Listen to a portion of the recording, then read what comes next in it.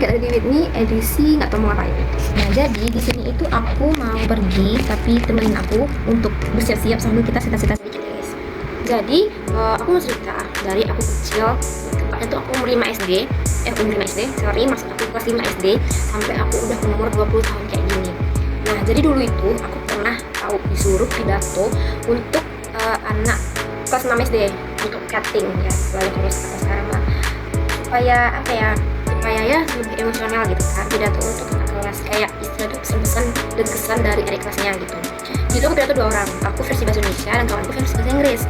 Kawanku itu fasih banget pidatonya, sedangkan aku tuh karena baru pertama kali nih muncul di depan umum, itu tuh kayak gago, terpatah-patah, gugup, ngeblank dan lain gitu kan, ya pastilah kita baru pertama kali gitu kan. Akhirnya aku coba tampil depan dengan perasaan gugup, ngeblank dan lain-lain tadi, makin gugup lagi saat mereka semua tuh nonton.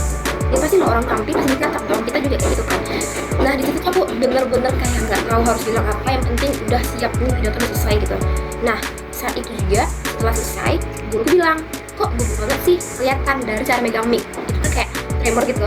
Nah dari situ terus aku bilang, ya gimana enggak kak, bu ya baru pertama kali dan kita masih kelas 5 SD, di semua orang nanti lagi gitu kan.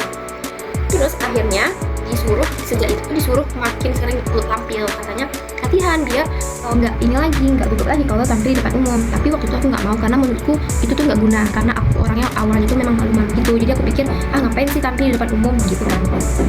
Nah seiring berjalannya waktu aku SMP, nah di SMP itu nggak jarang sih ada tampil-tampil kayak gitu, paling cuma presentasi, terus juga diwajibkan untuk ikut kayak pentas seni gitu waktu SMP. Kan pentas seni sebenarnya kayak ya mirip-mirip pentas seni lah gitu ya. Nah di situ tuh diwajibkan setiap kelas ada perwakilan. Nah di situ tuh aku mulai belajar untuk tampil di depan umum, bahkan ngomong di depan umum gitu. Nah di situ itu aku awalnya masih kayak nggak melek nih tentang ngomong di depan umum, aku tampil di depan umum itu gitu. Kayak masih ya udahlah, kayak ini hanya tugas sekolah gitu. Nah, kuliah kali inilah aku ngerasain betapa pentingnya public speaking ataupun keberanian itu tuh di depan umum, guys. Nah jadi public speaking atau keberanian kita di depan umum tuh itu tuh bisa dilatih ternyata. Itu tuh bukan sebuah skill dari lahir, tapi itu memang perlu latihan gitu. Bahkan jarang ada orang yang baru lahir tuh langsung bisa gitu kan. Nah kayaknya jarang deh ada orang yang kayak gitu. Nah jadi akhirnya semenjak aku kuliah, aku ikut banyak organisasi, aku ikut banyak kayak kalau misalnya ada event-event itu aku ikut gitu, supaya public speaking dan keberanian aku untuk tampil di depan tuh lebih besar gitu. Awalnya memang susah, memang malu-malu, apalagi kita lihat ya orang-orang di kampus itu kan kayak apa ya, lebih berpendidik gitu, maksudnya tuh kayak lebih bisa daripada kita gitu kan. Kayak apalagi kalau misalnya posisinya kita itu adalah mahasiswa baru gitu.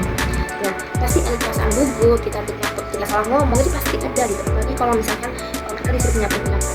Tapi dari situlah kita belajar, guys, belajar untuk gimana sih cara di depan umum mendengarkan, menyampaikan pendapat itu gimana gitu. Nah menurutku cara aku itu adalah lewat organisasi.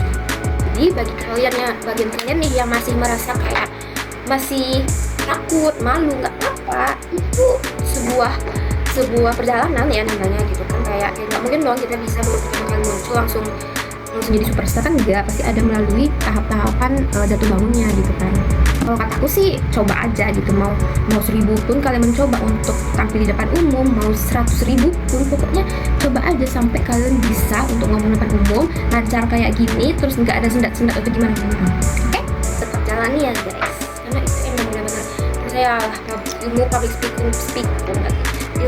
speaking itu tuh nggak bisa langsung muncul, terus harus latihan. Susah kalau misalkan langsung muncul itu dewa sih kalau katanya. Oke, terima kasih karena sudah menyimak ceritaku dan juga sudah menemani untuk cerita.